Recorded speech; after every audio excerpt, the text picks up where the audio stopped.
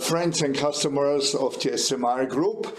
Very welcome back after a long summer break. I hope you recharged your batteries just as I did, and you are ready for the next challenges that definitely wait for us for the rest of the year.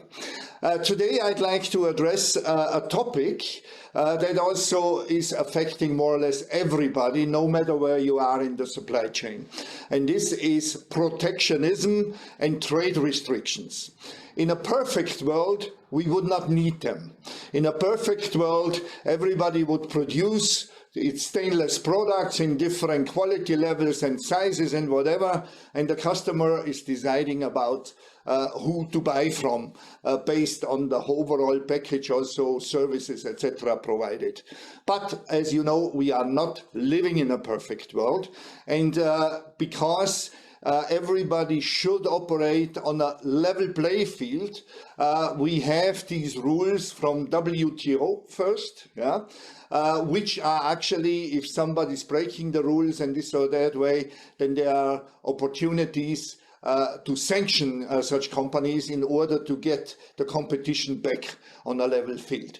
But some of these measurements are also not 100% compliant with WTO, and that's why I would like to talk a little bit about what do we have out there, what effects do they have, and talk probably a little bit about the future, what can be expected. For this, again, I have prepared 5 slides, and I show them to you now. This is our world and the regions where stainless steel is being produced and consumed. And the trade in between these regions is shown here with arrows. First of all, Europe, relatively small arrows. We ship material to North America and in the rest of the world. Then China, and here you see the arrows are much wider and bigger. They ship big volumes to Asia and also significant volumes to Europe and in the rest of the world. And then Asia itself, and Asia now includes also newly Indonesia. And here you see massive trade flow to Europe here and a massive trade flow in the rest of the world. A little bit here goes back to China from Indonesia now, let's say it that way.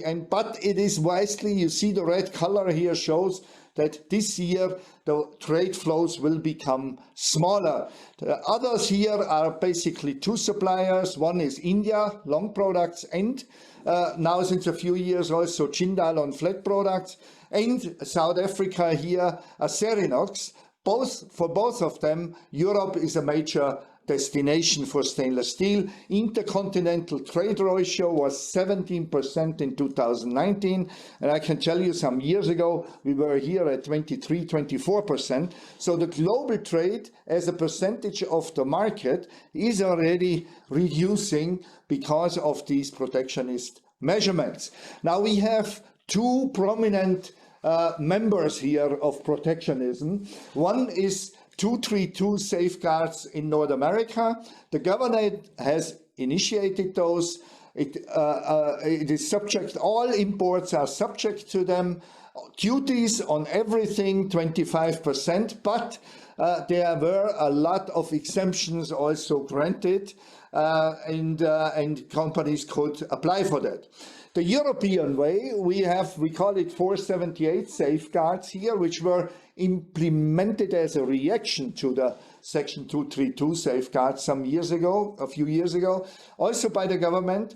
But here only the volumes that exceed the quota per product and per country are subject to 25% duty. Here, no exemptions are possible. So if you compare these 2, you can summarize it that the American way, the American system, is good for the US stainless steel producers, whilst the European one doesn't make the Europeans not happy at all. On the other side, the consumer in the States is unhappy because he has to pay higher stainless prices, and the consumer in Europe has to be happy because his prices are very close to world market prices that he's going to pay. Now, excuse me, what impact does that have on the markets? This is the US stainless steel market. You see we had a little reduction here to just over 2.7 million tons in 2019, but the imports even fell further, and you see the import penetration, which used to be as high as almost 40%, is now just a little bit higher than 20%. So imports really have been eliminated to a big extent from the US market. In Europe, we have a completely different picture here. Also, the market was down a little bit in 2019, but the imports very little, and so actually the import penetration even in 2019 was growing here. And you see, this is the impact of the, let's say, consumer-friendly, producer-unfriendly safeguard mechanism that we have in Europe. This is the world shown with an indication what is open and what is what is fully open to stainless producers, and where do they have to deal with some import restrictions. And you see most of the world is red, and some import restrictions apply. The only really big markets that are still open is Japan and Korea. Smaller ones are then let's say Mexico with around 400,000 tons, and then South Africa and Australia, relatively small markets, but they are still open. So that means the global open market, that's a thing of the past, and I don't think also that this is going away very fast. So if you still want to be a global supplier, you either have a production system in these different regions, like many have, Europeans in America, for example, Koreans in China, etc., or you are dealing with these import restrictions. Okay, I hope that was interesting for you, and you, like me, conclude that globalization is definitely not dead, but it is getting a bump at the moment, and a reduction, and there will be some good and bad in there, and let's hope that our leaders in Europe, in America, and the rest of the world are not getting too protectionist and still think also for the consumer, because he could be the main loser of that.